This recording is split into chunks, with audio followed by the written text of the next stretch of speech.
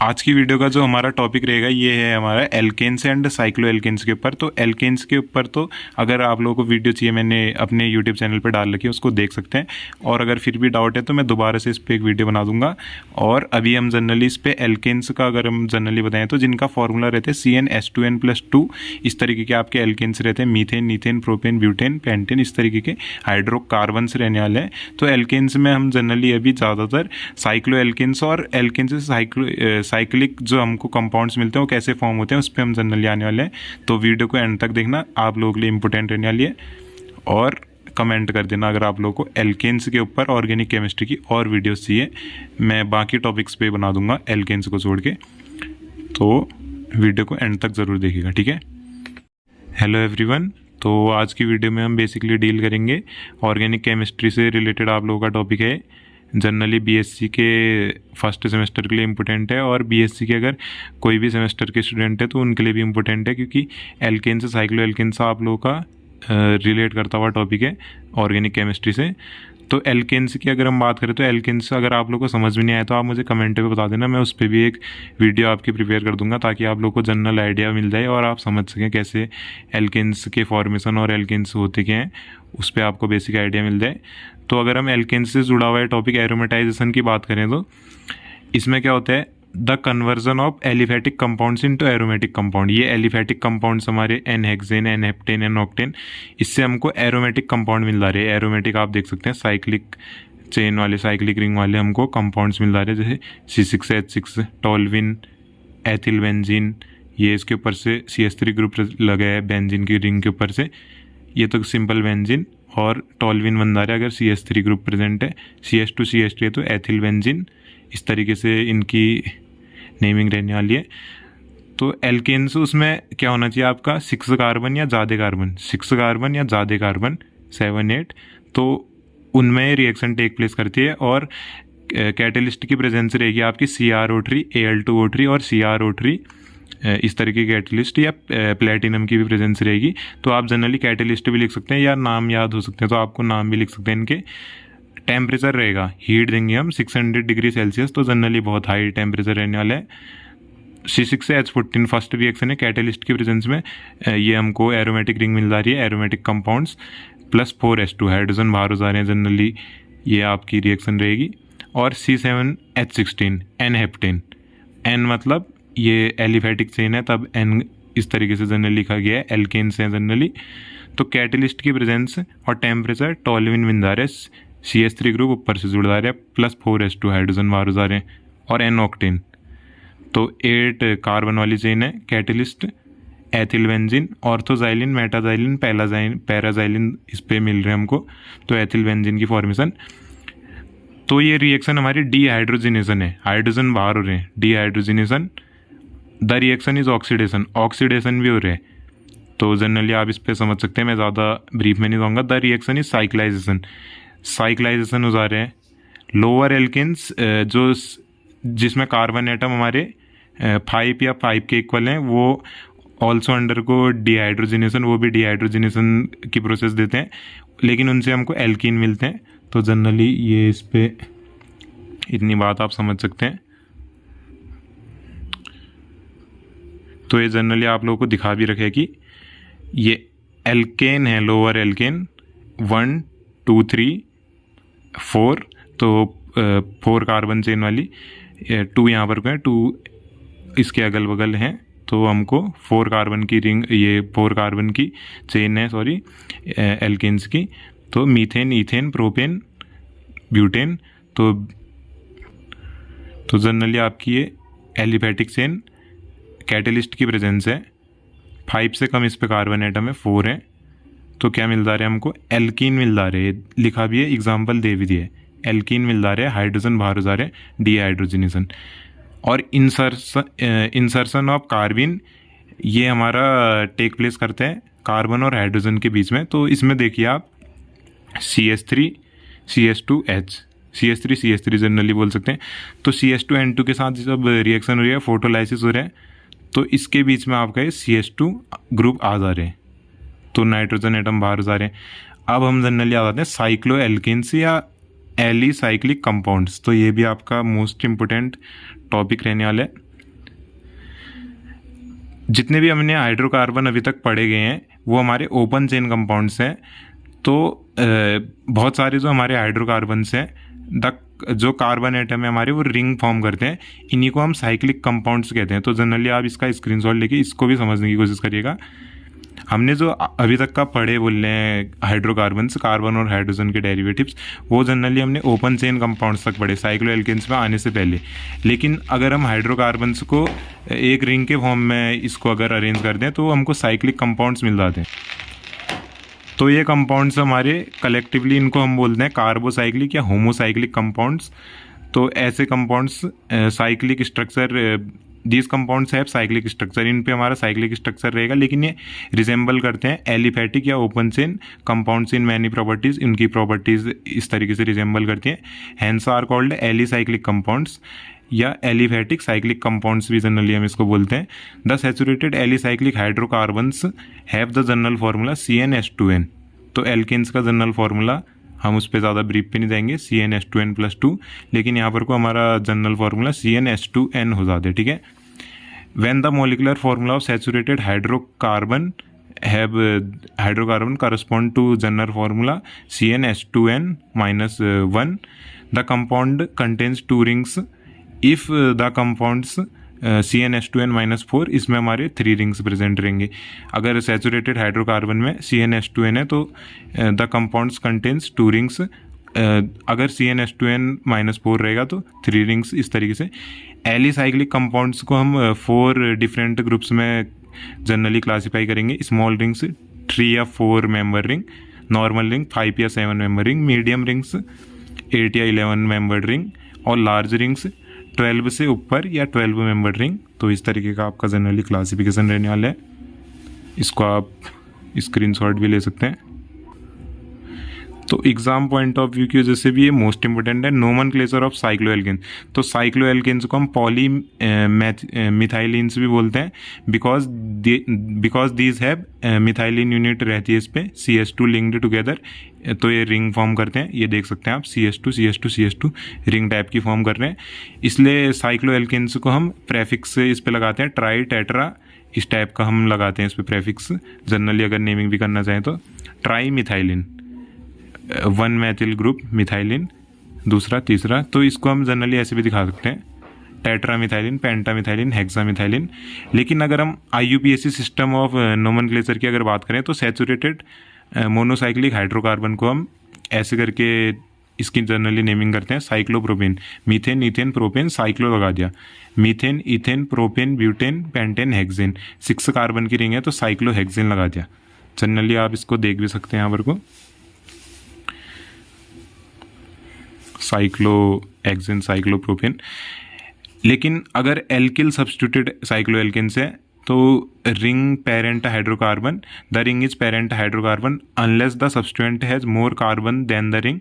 In the case the substituent is parent hydrocarbon and the ring is named as substituent. तो हमारा alkyl substituted cycloalkenes में ये parent hydrocarbon वो रहेगी जिसपे हमारे सब्स्टिट्यूएंट में हमारे कम हमारे कार्बन एटम प्रेजेंट है।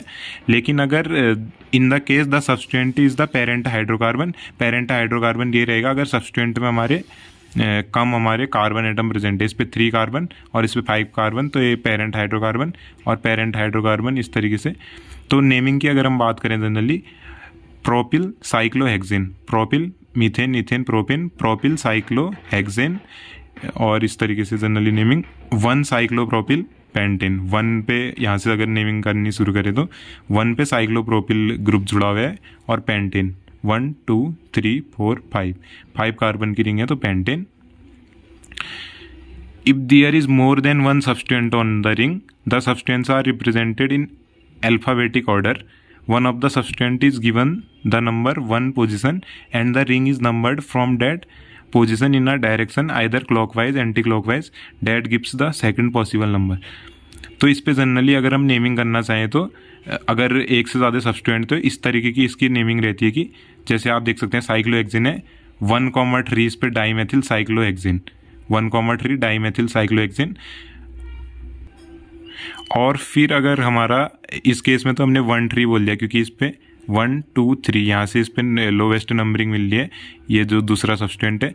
लेकिन अगर हमारा एंटी क्लॉकवाइज या क्लॉकवाइज हम बेसिकली तब जाएंगे जब हमारा ये, अगर हम यहाँ से जाएँ तो 1 2 3 4 यहाँ मिल रहा है, फिर 5 6 मिल रहा है इसको नंबर, तो हम लोग इस पे एंटी क्लॉकवाइज जनरली जाएंगे या क्लॉकवाइज जाएंगे जहाँ से हमको नंबरिंग कम मिले। तो यहाँ से हमको नंबरिंग कम मिल रही है तो इसलिए हम एंटी क्लॉकवाइज जा रहे हैं, यहाँ से पहले जाएंगे 1 2 3 4, तो नेम हो जाएगा 4 एथिल, अल्फ़ाबेटिक ऑर्डर में लिखेंगे 4 एथिल, फिर मैथिल, ई आता है पहले, फिर एम आता है, फिर पी आता है, तो 4 एथिल 2 मैथिल 1 प्रोपिल साइक्लोहेक्सेन, इस तरीके का नाम हो जाएगा।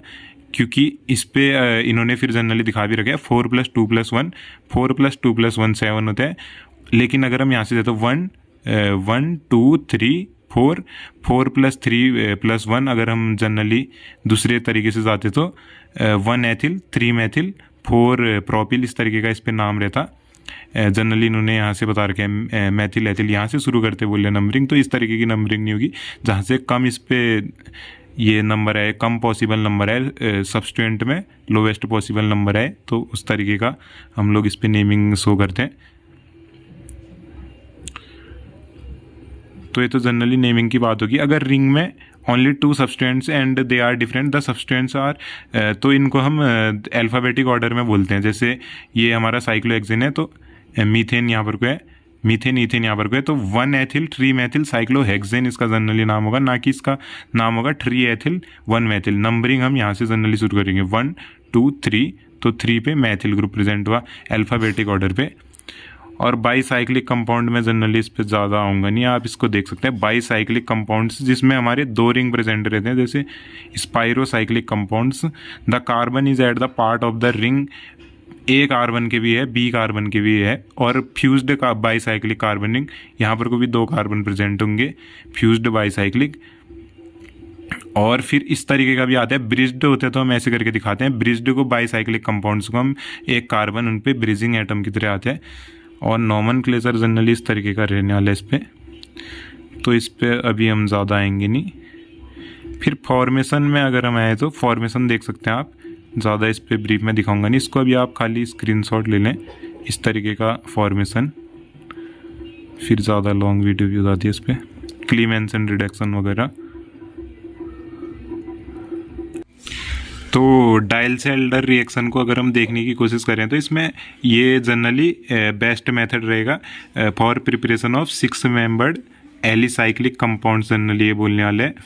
तो इस पे जब हमारा 1,3-ब्यूटाडाइईन एल्कीन है जनरली, तो ये जब रिएक्ट कर रहे हैं हमारा डाइनोफाइल बोलते हैं वैसे इसको, तो नेमिंग आप लोग इसकी देखेंगे। जब हीट कर रहे हैं हम इसको तो हमको एक साइक्लिक कंपाउंड इंटरमीडिएट हम इसको बोलते हैं, डबल बॉन्ड के साथ मिल जा रहे हैं। तो मैंने बताया भी था जहाँ डबल बॉन्ड होते हैं वहाँ सिंगल बॉन्ड आ जाते हैं और रिंग जुड़ जाती है। तो डायल्स-एल्डर रिएक्शन में यही होता है मोस्ट इंपोर्टेंट। तो ये मोस्ट इंपोर्टेंट रिएक्शन रहने वाली है, आ भी सकते हैं पेपर में। हाइड्रोजन और निकिल, और इसके साथ जब हम इसकी हाइड्रोजन निकिल इसके कैटलिस्ट की प्रेजेंस में जब इसको हीट करते हैं तो हमको साइक्लोहेक्सेन मिल जाता है। साइक्लोहेक्सेन आप देख सकते हैं जनरली इस टाइप का स्ट्रक्चर। तो ये बेस्ट मेथड है 6 मेंबर्स एलिसाइक्लिक कंपाउंड को प्रिपेयर करने की। तो इस तरीके से जनरली रहने वाला है। और एल्कीन से भी प्रिपेयर कर सकते हैं आप, थोड़ा ज़्यादा ब्रीफ नहीं जाऊँगा, आप देख लीजिए। एल्कीन को जब हम एल्कीन को जब हम यहाँ पर को रिएक्ट कर रहे हैं CH2N2 के साथ हीट और HNO की प्रेजेंस में, तो एल्कीन मिल रहा है। और जिंक और ये जनरली कॉपर के इसके कैटलिस्ट की प्रेजेंस है, तो हमको methane ethane propane cyclopropane generally मिल रहा है। और जिंक और इसका एक आयोडीन का कंपाउंड मिल रहा है, CH2 double bond CH2, alkene react कर रहे हैं CH2I2 के साथ। तो ये रिएक्शन रहने वाली है जनरली मोस्ट इम्पोर्टेंट। तो फिजिकल प्रॉपर्टीज़ आप देख सकते हैं इस तरीके के, मेल्टिंग पॉइंट, बॉइलिंग पॉइंट, इनको आप देख सकते हैं। ज़्यादा मैं अभी ब्रीफ पे नहीं जाने वाला हूँ इसके। सब्स्टिट्यूशन रिएक्शन थोड़ा आपको एक बेसिक आइडिया बता देता हूँ। साइक्लोहेक्सेन जब रिएक्ट कर रहे हैं ब्रोमीन के साथ HNO, सनलाइट की प्रेजेंस है, तो ये हमको साइक्लो एल्केन सब्स्टिट्यूशन रिएक्शन हो जा रहा है, इस पे हमारा साइक्लो एल्केन को ट्रीट कर रहे हैं, तो हमको हेलोजन साइक्लो एल्केन जनरली हमारे ऑब्टेन हो जा रहे हैं, जिसको हम बोलते हैं यूवी लाइट की प्रेजेंस भी है, यहाँ पर को लिखा हुआ है कैटेलिस्ट रहेगा यूवी लाइट की प्रेजेंस में। सॉरी अगर आप लोगों को विजिबल नहीं है, तो ये साइक्लो एल्केन से जब हम रिएक्ट कर रहे हैं ब्रोमीन के साथ, तो HNO की प्रेजेंस में ब्रोमीन हमको मिल रहा है, ये सॉरी हेलोजन हो गया ब्रोमीन, और साइक्लो एल्केन्स के साथ ये जुड़ा हुआ है। और साइक्लोप्रोपेन अगर हम जनरली बनाना चाहें तो एनहाइड्रस AlCl3, तो इस तरीके की रिएक्शन। और एडिशन रिएक्शन आप जनरली ऐसे देख सकते हैं साइक्लोप्रोपेन की इस तरीके के। बनाना बॉन्ड पे अगर मैं जनरली जाऊँ तो बता रखे, वैसे प्रीवियस वीडियो देख लीजिएगा। तो अगर हम साइक्लोप्रोपेन्स की बात करें तो इसमें ये आता है हमारा बेंट और बनाना बॉन्ड। तो साइक्लोप्रोपेन का हमारा प्लेनर ट्रायंगुलर स्ट्रक्चर रहने वाला है, तो प्लेन में आने के लिए उनको एक प्लेन में आते हैं, तो सारे carbon carbon bond equal length में रहते हैं। The 3 carbon constitute an equilateral triangle type का स्ट्रक्चर बनाते हैं, जिसमें एंगल हमारे 60 डिग्री के रहेंगे।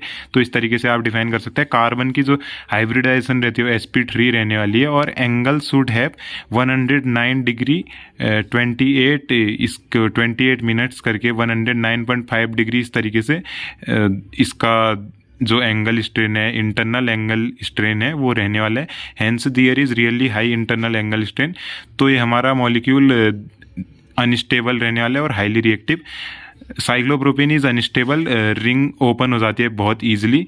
तो कार्बन कार्बन बॉन्ड है साइक्लोप्रोपेन के, वो are not true sigma bonds उसमें नहीं रहेगा, परफेक्ट सिलेंड्रिकल सिमेट्री। और साइक्लोप्रोपेन जो है हमारा cyclopropane ring being planar, the carbon carbon bonds तो वो ओवरलैप कर जाते हैं, हमारे sp3 हाइब्रिड है, तो इस तरीके का एक बैंड टाइप का स्ट्रक्चर फॉर्म कर देते हैं। तो ये हमारा बनाना बॉन्ड है, इसको जनरली आप देख सकते हैं बनाना टाइप का एक स्ट्रक्चर। यहाँ पर को इलेक्ट्रॉन्स के जो इसमें शेयरिंग हो रही है, तो ये बनाना टाइप का बॉन्ड फॉर्म कर देते हैं।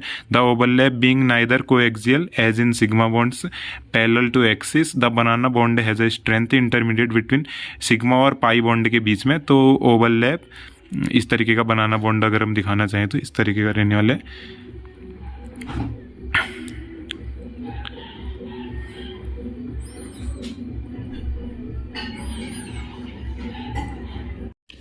तो साइक्लो एल्केन्स में जनरली कुछ इंपॉर्टेंट रिएक्शन, इनको आप स्क्रीनशॉट ले सकते हैं या वीडियो पॉज करके देख लें। हाइड्रोजिनेशन हो जाता है एरोमेटिक कंपाउंड, जैसे बेंजीन है तो हाइड्रोजिनेशन हो जा रहा है। साइक्लिक हमको एल्केन्स मिल जा रहे हैं, जैसे cyclo alkene 3s2 hydrogenation hydrogen के साथ रिएक्ट कर रहे हैं, निकिल और हीट कर रहे हैं, हीट की प्रेजेंस में कैटेलिस्ट है निकिल। और टॉल्विन अगर CH3 ग्रुप प्रेजेंट है, मैंने बताया था बेंजीन के ऊपर, हाइड्रोजन के साथ रिएक्ट करके निकिल पैलेडियम प्लेटिनियम, तो मैथिल साइक्लोहेक्सेन, यहाँ पर कोई डबल बॉन्ड नहीं है, खाली ये साइक्लोहेक्सेन है, ऊपर से मैथिल ग्रुप लगा हुआ है। और साइक्लो एडिशन रिएक्शन एल्किन की कार्बिन के साथ, तो इस पे जनरली ये साइक्लो एडिशन हो जाता है एल्किन के साथ कार्बिन का, ये कार्बिन इंटरमीडिएट मैंने बताया था। CH2N2 की प्रेजेंस है HNO, तो इससे CH2 हमको ये कार्बिन इंटरमीडिएट मिल रहा है। साइक्लोप्रोपेन जनरली फॉर्म हो जा रहा है। मैकेनिज्म ज़्यादा इंपॉर्टेंट अभी रहेगी नहीं, आएगी तो ये बॉन्ड ब्रेकिंग, और इस तरीके से आप लोग को दिखाना पड़ेगा होमोलाइटिक और हेट्रोलाइटिक बॉन्ड फिजन। और फिर बाकी रिएक्शंस तो मैं बताते रहूँगा। और आज की वीडियो में बस इतना ज़्यादा ही वैसे इंपॉर्टेंट रहने वाला है आप लोग ले, फिर बाकी मैं आप लोगों को बाद में बताऊँगा, ठीक है।